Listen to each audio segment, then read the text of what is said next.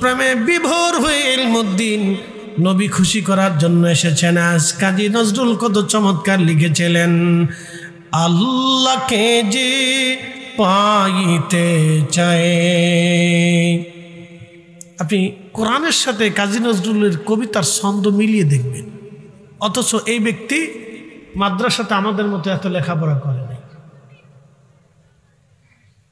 ভালো করে বুঝবেন, আল্লাহকে যে পাইতে চায় হজর ভালোবেসে, আরশ কুরসি লৌহ কলম না চাহিতেই পেয়েছে সে। হযরত ইলমুদ্দিনের ঘটনার পরে, শাহাদাতের পরে আল্লামা ডক্টর ইকবাল কত চমৎকার ভাষায় তিনি লিখলেন, কে ওফা তুনে মোহাম্মদ সে তু হম তেরে হে, ये जांच जी किया लौह कलम तेरे है।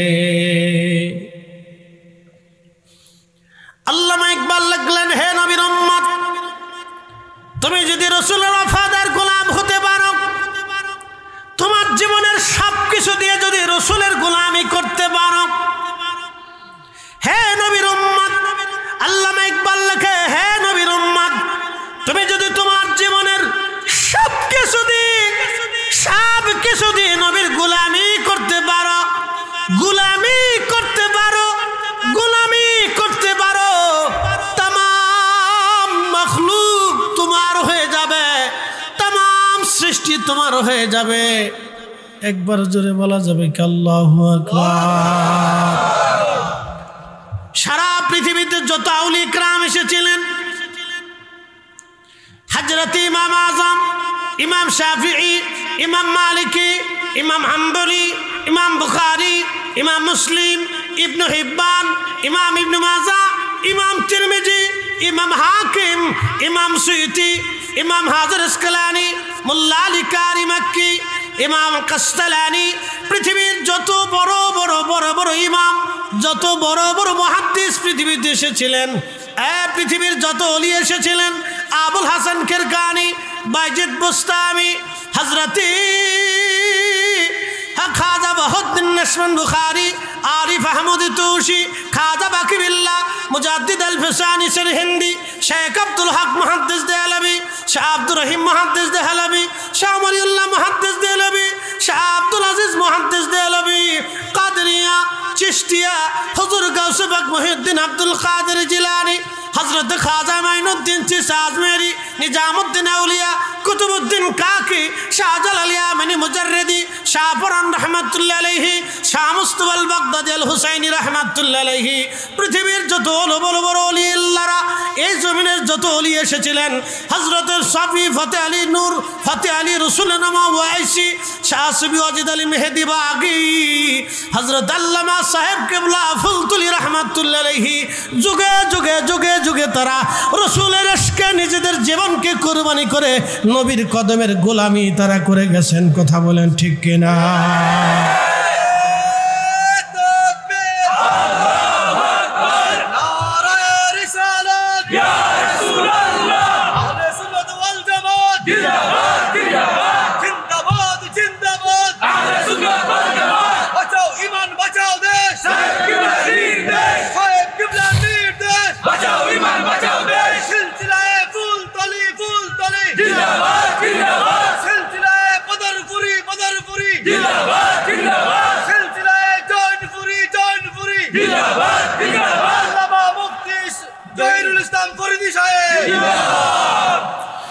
আল্লামা ডক্টর ইকবাল রাহিমাহুল্লাহ ইলমুদ্দিনের ঘটনার পরে তখনই তিনি লিখলেন, মগজ কোরা রুহে ইমাজান দিন হাসতে হব্বে রহমাতুল্লিল আলামিন, মগজ কোরা রুহে ইমাজান দিন হাসতে হবে রাহমাতুল লিল আলামিন। কোরআনের মগজ বানা, কোরআনের মগজ, বুঝতে পারতেছেন? কোরআনের মূল, কোরআনের সারমর্ম, কোরআনের মূল, কোরআনের মগজ, কোরআনের মূল মগজ কোরা, রুহে ঈমান, ঈমানের রুহু, ঈমানের জীবন, ঈমানের জীবন, ঈমানের রুহ, মগজ কোরা, রুহে ঈমান, জানে দিন, ধর্মের জান, ধর্মের প্রাণ। হাসতে হবে রাহমাতুল লিল আলামিন। আল্লাহর নবীর গোলামি, রসুলের গোলামি, নবীর গোলামি, নবীর গোলামি, নবীর গোলামি। আল্লাহর কথার সাথে তাদের কবিতার ছন্দের কত মিল দেখে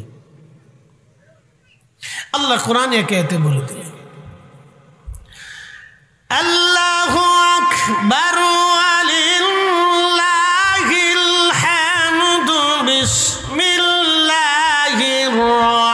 রাহমানির রাহিম।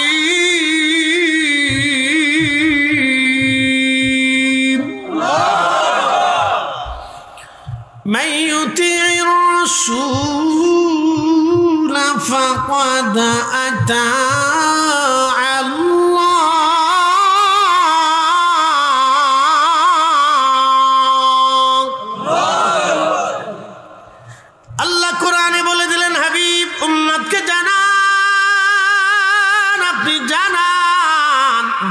উম্মতকে আপনি জানায় দেন নবী, আপনি রসুলকে যে ইত্তেবা করবে আমি আল্লাহর ইত্তেবা সে করবে। আপনি নবী মানলে আমি আল্লাহ মানা হয়ে যাবে। আপনি নবীর গোলামি হলে আমি আল্লাহর গোলামি হবে। আপনি নবীর ইত্তেবা হলে আমি আল্লাহর ইত্তেবা হবে। আপনি নবীর জন্য জীবন দিলে আমি আল্লাহর জন্য জীবন দেওয়া হবে। আপনি নবীর দল করলে আমি আল্লাহর দল হয়ে যাবে। আপনি নবীর মত মানলে আমি আল্লাহর মত মানা হয়ে যাবে। আপনি নবীর গুণ গাইলে আমি আল্লাহর গুণ গাওয়া হয়ে যাবে। আপনি নবীর শান গাইলে আমি আল্লাহর শান গাওয়া হবে। আপনি নবীর চরিত্র মানলে আমি আল্লাহর চরিত্র মানা হয়ে যাবে। আপনার সুন্নাহ মানলে আমি আল্লাহর সুন্নাহ মানা হয়ে যাবে। আপনি রসুলকে বেজার করলে আমি আল্লাহকে বেজার করা হবে। আপনাকে গালি দিলে আমি আল্লাহকে গালি দেওয়া হবে। আপনাকে কষ্ট দিলে আমি আল্লাহকে কষ্ট দেওয়া হবে। আপনাকে খুশি করলে আমি আল্লাহকে খুশি করা হবে। মারহাবা বলবেন না? সূত্র কি কঠিন না সহজ? আরো জোরে বলে। এই সহজ সূত্রটা আউলিয়া کرام শিখাই গেছে।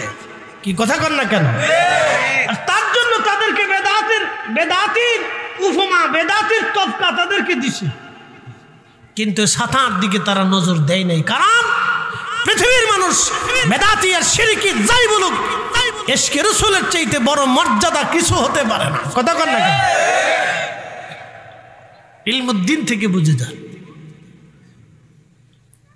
আইনজীবীরা বুঝিয়ে গেল, তুমি শুধু একটা ছোট্ট শব্দ বলবা যেটা ভুলবশত হয়ে গেছে, আমি সে সময় মাথা ঠিক ছিল না। ইলমুদ্দিন কি মাথা ঠিক ছিল না এই কথা বলার জন্য আসছে, না জীবন শেষ করার শাহাদাতের ক্লিপসা নিয়ে আসছে? তার চূড়ান্ত ইচ্ছা রসুলকে খুশি করা। কথা ঠিক কিনা? তার চূড়ান্ত ইচ্ছাই হচ্ছে রসুলকে খুশি করা। আপনাকে এই সূত্রটা বুঝতে হবে।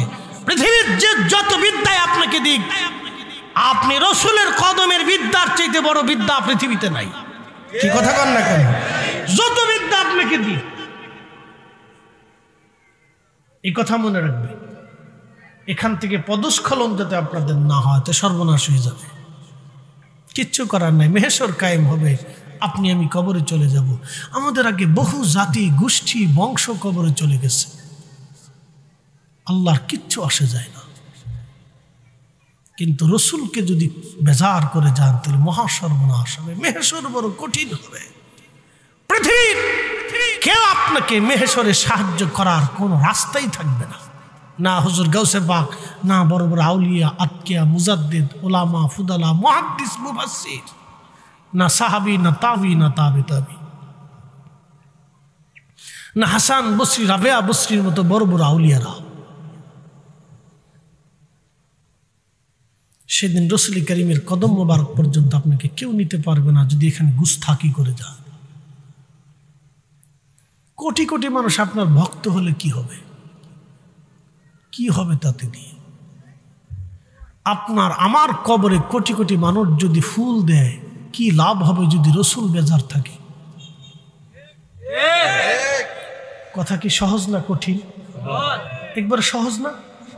যদি রসুল আমার উপরে বেজার থাকে তো কোটি কোটি মানুষ আমার কবরে ফুল দিলে কি লাভ হবে? বলুন কি লাভ হবে? কোটি মানুষ আমাকে গালি দিলে কি ক্ষতি হবে যদি রসুল আমার উপর খুশি থাকে?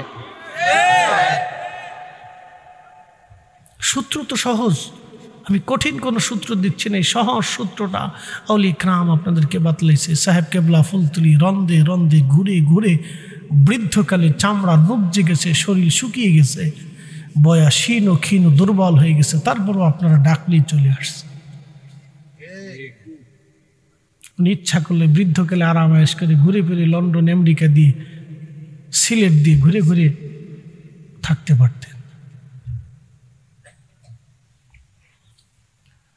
প্রিয় উপস্থিতি, মনোযোগ দিয়ে কথাগুলি শুনবেন। আজ ইলমুদ্দিন বিচারক জিজ্ঞেস করলো, আপনি কি খুন করেছেন? বলে হ্যাঁ।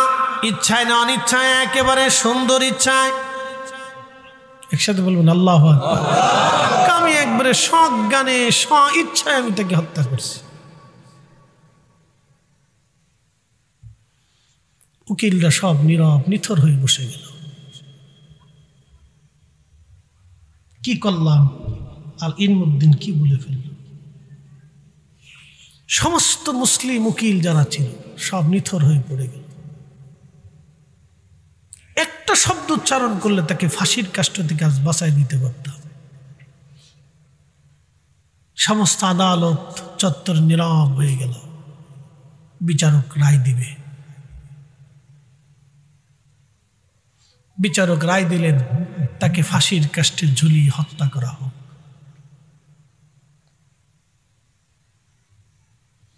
বিচারকরা জিজ্ঞেস করলো, ইলমুদ্দিন কথাটা না বললে কি হতো না? ইলমুদ্দিন বললেন, কি করে আমি কথাটা বলবো? গত রাত্রে রাসূল করিম আমাকে স্বপ্নে দেখা দিয়েছে।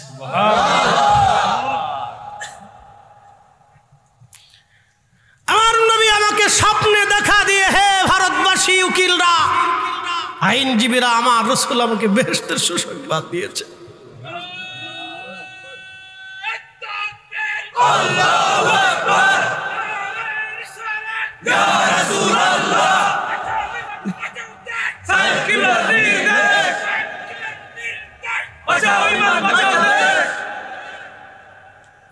হে রাসূল তোমায় ভালোবাসি,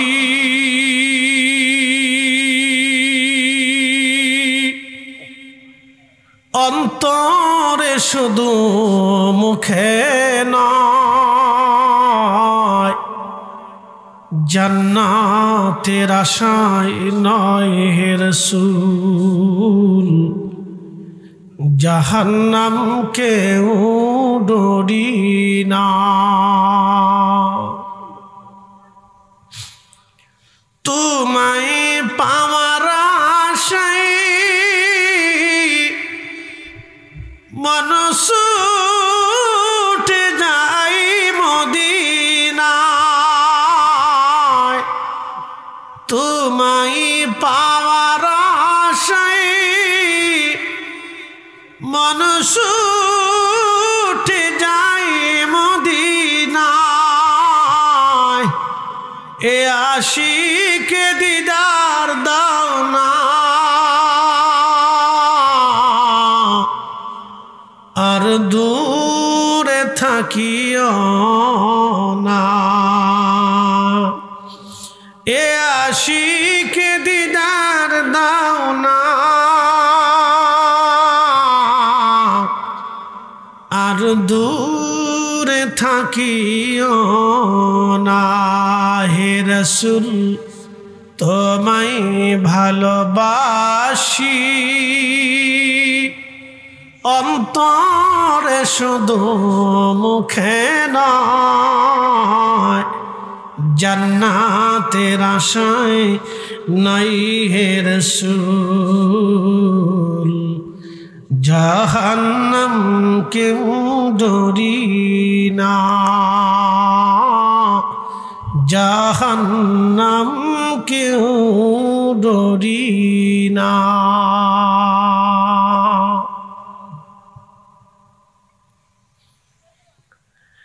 ইলমুদ্দিন ডাক দিয়ে বলে, আইনজীবীরা, রাসূল আমাকে স্বপ্নে দেখা দিয়েছেন, জান্নাতের সুসংবাদ দিয়ে গেছেন, বলেছেন জান্নাতে আমার সাথে, আমি নবীজির সাথে খানা খাবো, নাস্তা করব, একসাথে রাসূলের কাছে চলে যাব।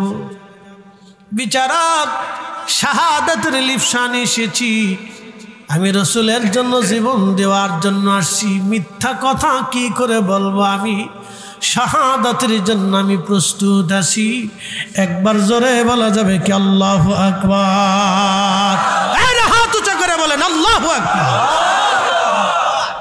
তেলের গাড়ি তেলে চলি,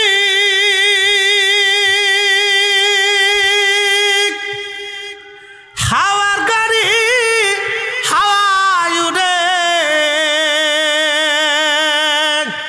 বিনা তেলে চালাই গাড়ি নবী সুলাইমান। আমরা সেই মুসলমান, আমরা সেই মুসলমান। কথা বলেন ঠিক কিনা?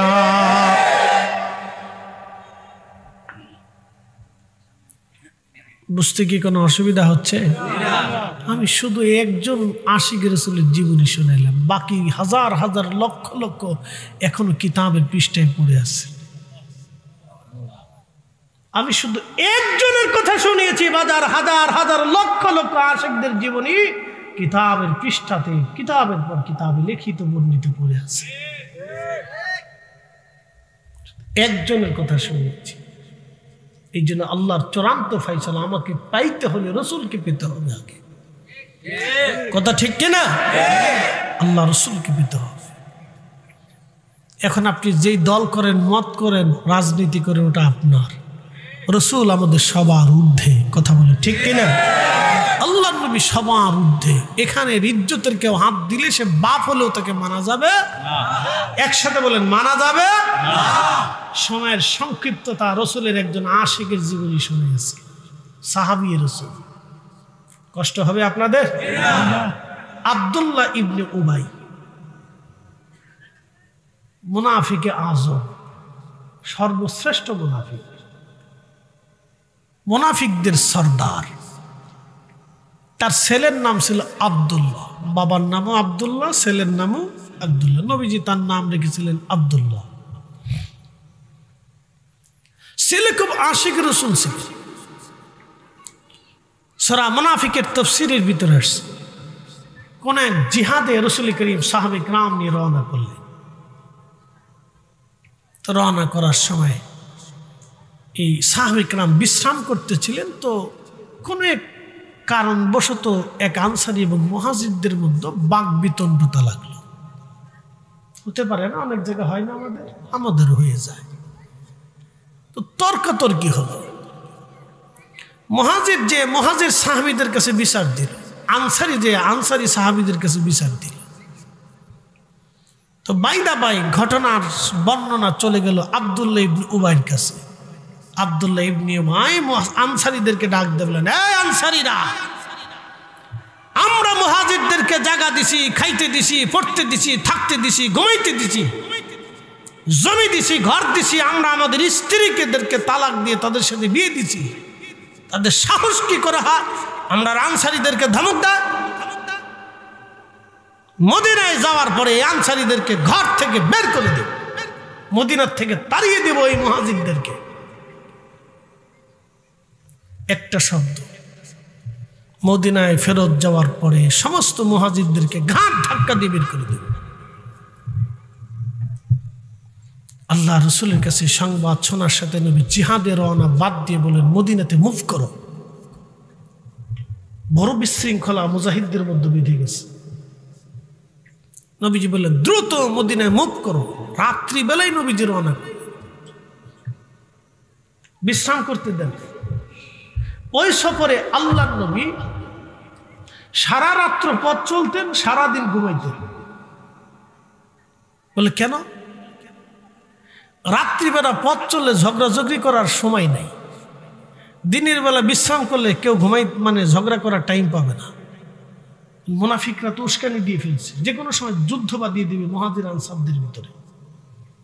আল্লাহর নবী বিচক্ষণতার পরিচয় দিলেন, তিনি মহাজ্ঞানী ছিলেন। প্রিয় নবী চলে আসলেন মদিনার উপকণ্ঠে। ছেলে আব্দুল্লাহ আগে ভাগে ঘোড়া দাবড়ায়া দ্রুত গতিতে মদিনার উপকণ্ঠে চলে আসলেন। ঢাল তলোয়ার আর অস্ত্রে শস্ত্রে সজ্জিত হয়ে মদিনার রাস্তায় দাঁড়িয়ে আছে। আল্লাহর নবী সবার পিছনে ফিরে আসবেন। নবীজি সবার পিছনে ফিরে আসবেন। সবার পিছনে ফিরে আসতেছিলেন, আর আব্দুল্লাহ ইবনে উবাই সবার আগে আসতেছিলেন। আব্দুল্লাহ ইবনে উবাই যখন মদিনার রাস্তার সামনে দাঁড়াইলেন, ছেলে রাস্তার মাঝখানে দাঁড়ায় তলোয়ার বের করে বললেন, পিতা ঘোড়ার সওয়ারি থেকে নেমে যান। এক কদম যদি মদিনার দিকে সামনে বাড়ান, আমি আপনার সন্তান। আজকে সন্তানের পরিচয় দিব না, বাবার পরিচয় হবে না। আল্লাহর কসম করে বলি পিতা, তোমার দেহ থেকে মাথা আজকে ফেলে দেব। একসাথে বলেন আল্লাহু আকবার। সাহাবী রাসূল, রসুলের ইজ্জতের বেলায় নিজেকে কন্ট্রোল করতে পারেন। আমার রসুল মুহাজির বলতে যাই, পিতা কলিজাতে সাহস কি করে হয় আপনি মুহাজিরদেরকে মদিনার থেকে তাড়িয়ে দিবেন? আমার রসুল মুহাজির, আপনার এত বড় স্পর্ধা কে দিয়েছে? ছেলে তলোয়ার নিয়ে বারবার পিতার সামনের দিকে আগাইতেছিলেন। এক কদম যদি মদিনার দিকে আগাও, দেহ থেকে মাথা ফেলে দেব, জবাই করে ফেলবেন। পিতা হতভম্ব হয়ে গেলেন। আমার রসুল আসবে, নবী যদি অনুমতি দেয় তোমাকে মদিনায় ঢুকতে, তাহলে ঢুকতে পারবা। আর যদি রসুল অনুমতি না দেয়, আল্লাহর কসম আমি ছেলে তোমাকে এইখানে জবাই করব। একসাথে বলবেন আল্লাহু আকবার। না হয় না, আরো জোর আল্লাহু আকবার, আল্লাহু আকবার, ইয়া রাসূলুল্লাহ জিন্দাবাদ। সাহেব কিবলা নির্দেশ। প্রিয় উপস্থিতি, আল্লাহর হাবিব সবার পিছনে ফিরে আসলেন। সবার পিছনে ফিরে আসার পরে রাসূল কারীম সাল্লাল্লাহু আলাইহি সাল্লাম আব্দুল্লাহকে বললেন, আব্দুল্লাহ কি হয়েছে? বলি, ইয়া রাসূলুল্লাহ, আমার বাবা বলেছেন মুহাজিরদেরকে মদিনার থেকে বের করে দিবেন, অথচ আপনি মুহাজিরদের অন্তর্ভুক্ত। প্রিয় নবীজি, আপনি অনুমতি দিলে বাবাকে মদিনায় ঢুকতে দিব, নতুবা নিজের হাতে বাবাকে আজকে জবাই দিব। আপনি কল্পনা করতে পারবেন ইশকে রাসূল। দেখেন তো, একটা ছেলে অস্ত্র হাতে তার বাবার গর্দানের সামনে দাঁড়িয়ে গেছে। বাপ চিনি না, আজকে শুধু একটা শব্দ রসুলের কথা বলে নেই, শুধু মুহাজিরদের কথা বলছে। ছেলে তাতেই নিয়ে নিছে আমার রসুল মুহাজিরদের অন্তর্ভুক্ত। মুহাজিরদেরকে বের করা মানে রসুলকে অপমান করা। কি কথা বল না? মুহাজিরকে বের করা মানে রসুলকে অপমান করা। আপনি যদি এর গভীরতা উপলব্ধি করেন, তাহলে আপনার কলিজার ভিতরে ইশকে রাসূল দানা বেঁধে উঠবে। যদি গভীরতা উপলব্ধি না করেন, তাহলে কিয়ামত পর্যন্ত আমি বুঝাই আপনাকে বুঝাইতে পারবো না। সূরা মুনাফিক পড়ে দেখবেন কেন মুনাফিকের আয়াতগুলি নাজিল হয়েছিল সেই দিন। তখনই আল্লাহর কোরআনের আয়াত নাজিল হলো, ওয়ালিল্লাহিল ইজ্জাতু ওয়ালি রাসূলিহি ওয়ালিল মুমিনিনা ওয়ালাকিন্নাল মুনাফিকিনা লা ইয়ালামুন। হাবিব, মুনাফিকরা আমি আল্লাহর ইজ্জত বুঝে না, আপনি রাসূলের শান বুঝে না। আমি আল্লাহর শান বুঝে না, আপনি রসুলের শান বুঝে না। মুনাফিকরা অনবী মুমিনের ইজ্জত তারা বুঝে না। আল্লাহ কঠোর ভাষায় বাক্য নাজিল করে বলেন মুনাফিকরা এটা বুঝে না।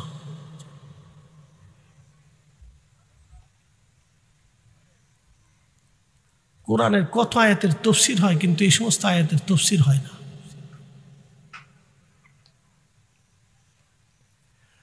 আল্লাহর নবী ডাক দিয়ে বলেন, আব্দুল্লাহ, আমি যদি তোমার পিতাকে হত্যা করার অনুমতি দেই তাহলে মানুষেরা বলবে মুহাম্মদ সাল্লাল্লাহু আলাইহি সাল্লাম সাথীদেরকে হত্যা করে তোমার বাবাকে ছেড়ে দাও। আব্দুল্লাহ ছেড়ে দিলেন।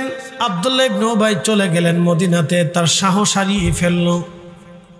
সন্তান তাকে জবাই করতে চায়, এর চাইতে বড় ব্যর্থতা মুনাফিকের জীবনে আর কিছুই নাই। কি কথা কন না কেন? সাহস হারিয়ে ফেললেন।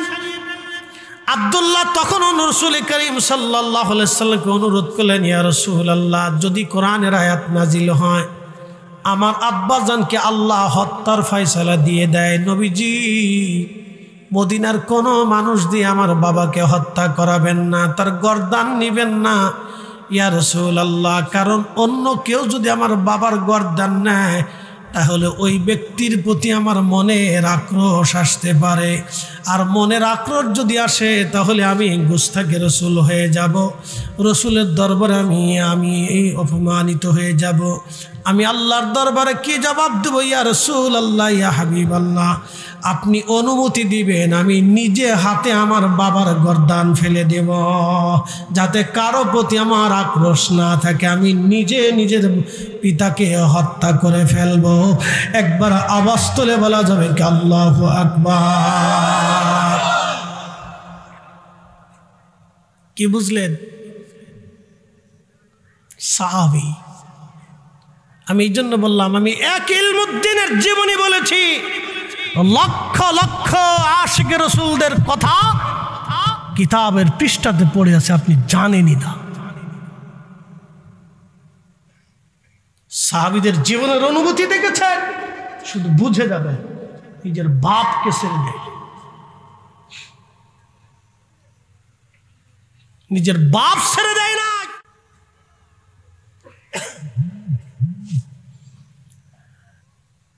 সিলেটবাসী মনোযোগ দিয়ে কথাগুলি শুনবেন। আজ একটা কথা মনে রাখবেন, সাদাকাল্লাহুল মাওলানাল আযীম। আল্লাহর কোরআন, আল্লাহ যা বলেছেন তাহা ঠিক, একটা বাক্য মিথ্যা হবে না। ওয়া সাদাকা রাসূলুহুন নবিয়ুল হাবিবুল কারীম। আমার নবী যা বলেছেন তাহা সত্য, একটা কথাও কখনো মিথ্যা হবে না। আল্লাহ রসুলের কথাকে ইয়াকিন করে নিজেদের কলিজার ভিতরে দৃঢ় বিশ্বাস নিয়ে পথ চলবেন। আল্লাহ যা বলেছেন তাহা সত্য, একেবারে কলিজার ভিতরে ভরে দৃঢ় ইয়াকিন বিশ্বাস নিয়ে আপনি পথ চলবেন। আহা, রাসূল করিমের কথা মেনে নেবেন।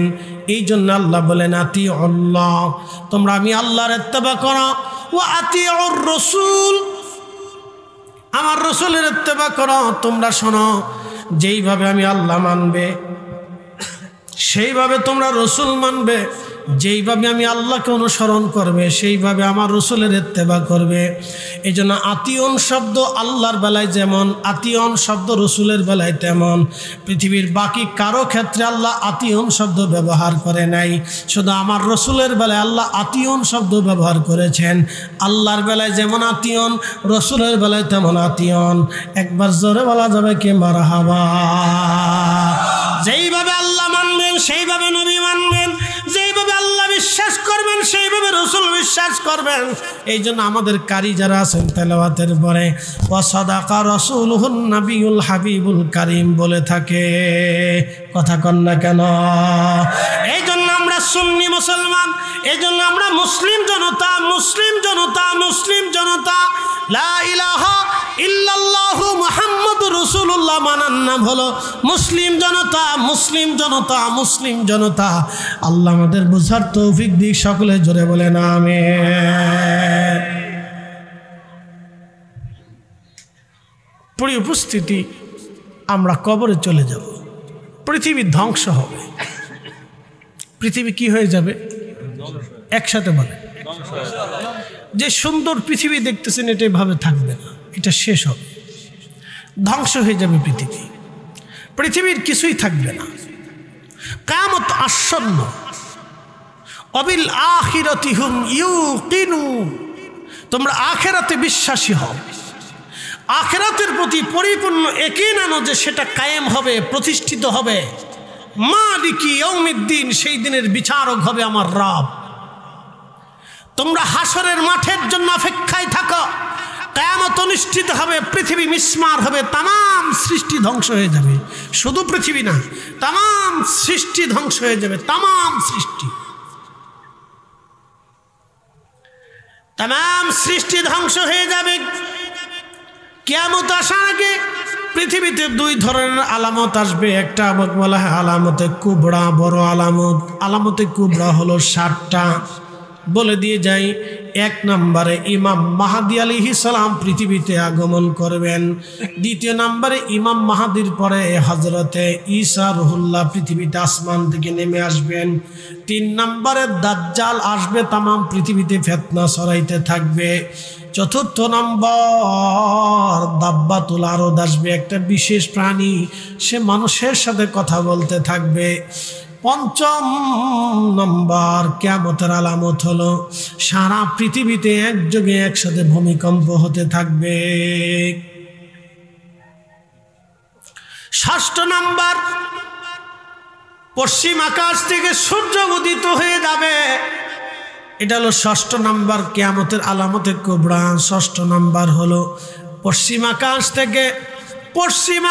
থেকে সূর্য উদিত হবে, তওবার দরজা বন্ধ হয়ে যাবে। 7 নম্বর আরবের কোন এক স্থান থেকে আগ্নেয়গিরি শুরু হবে, প্রচুর পরিমাণে আগুন সারা পৃথিবীতে ছড়িয়ে যাবে।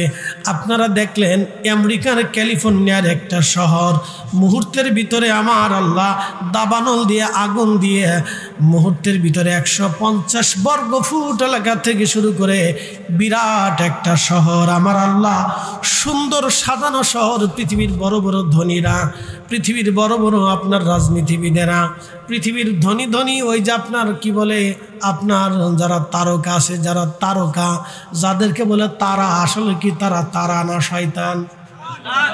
একসাথে বলেন, তারা কি তারকা না শয়তান?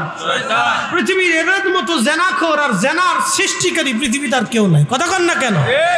পৃথিবীতে এদের মতো জেনার সৃষ্টিকারী, বেহায়াপনা সৃষ্টিকারী পৃথিবীতে কেউ নাই। তারা কিসের তারকা? তারা শয়তানের তারা।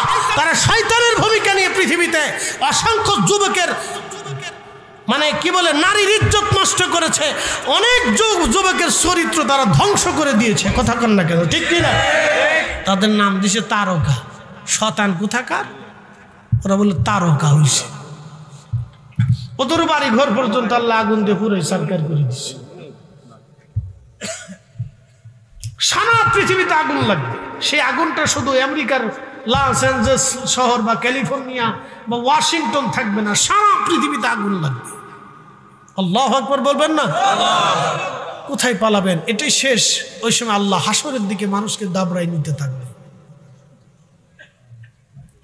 7টা আলামত হবে। আলামতে কুবরা, আলামতে সুগরা, এটা রানিং চলমান।